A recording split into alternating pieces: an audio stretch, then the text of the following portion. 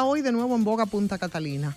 Y yo debo comenzar mi comentario diciendo, para los que empiezan a defender, no, lo que ha implicado Punta Catalina y cómo ha beneficiado y cómo ha mermado y lo que ha dejado al gobierno, y te sacan muchos numeritos y muchas cosas que nadie pone en discusión. Como no ponía nadie en discusión la necesidad, porque aquí siempre ha habido déficit en términos de generación, de construir la planta Catalina, como es una necesidad también construir las plantas de Manzanillo, y como sigue siendo un tema de déficit de generación desde que tuvimos la brillante idea de las principales plantas de generación también con argumentos no muy claros de las dos plantas generadoras principales estatales, que eran Jaina y Itabo, que pasaron al sector privado, que uno no entiende, porque los únicos resultados que se vieron de eso fue después la estafa también. Por lo menos hubo expedientes que al final no se supo qué pasó de esas dos principales generadoras cuando eran socias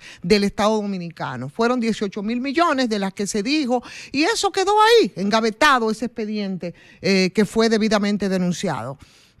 Nunca se ha dicho que Punta Catalina, que no era en principio Punta Catalina, porque esas plantas se iban a construir, era en Asua, se retrasó por un año, 33 oferentes para terminar con un competidor virtual, porque ahí lo que se quería era favorecer en tiempos de Odebrecht, hasta que se desató el escándalo en el 2016, favorecer a esa única empresa, y se llegó al punto de descalificar a todo el mundo. Y por supuesto, ustedes saben el cuento de lo que pasó aquí con todo ese proceso de licitación de Punta Catalina, y se dijo muchas cosas, y se dijeron y llevaron la voz cantante en ese entonces como oposición el Partido Revolucionario Moderno, e incluso el mismo ministro de Energía y Minas ahora, Antonio Almonte, hay que reconocerlo, llevó la voz cantante y fue el denunciante incluso del competidor virtual en el caso de Punta Catalina. Y después hablaba en ese momento de cerca de 3.500 millones, y eso está ahí,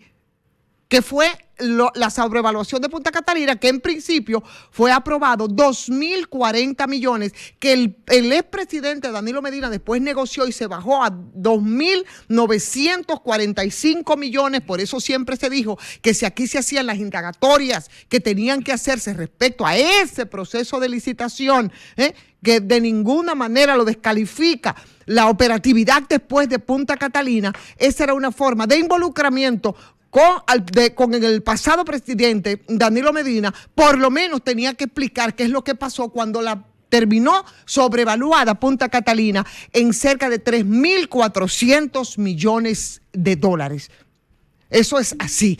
Entonces, en ese proceso, y ahora conocemos una auditoría de una firma extranjera, de una firma internacional. Señores, hay una auditoría que se hizo, que es de las auditorías maquilladas, que nunca se conoció cuáles fueron las pifias en esa auditoría maquillada, que eran como una especie de parte de cuerpo del delito. Y resulta que ahora, en medio de las incongruencias en las que se manejan respecto a este caso de Punta Catalina, y por supuesto ese proceso de licitación que fue la pifia más grande que ocurrió en este país, ahora resulta que conocemos los resultados de una auditoría que dice que Punta Catalina de 2.945 se sobrevaluó en 3.400 millones de dólares. Por esa friolera nos salió a nosotros Punta Catalina, y efectivamente ahí está.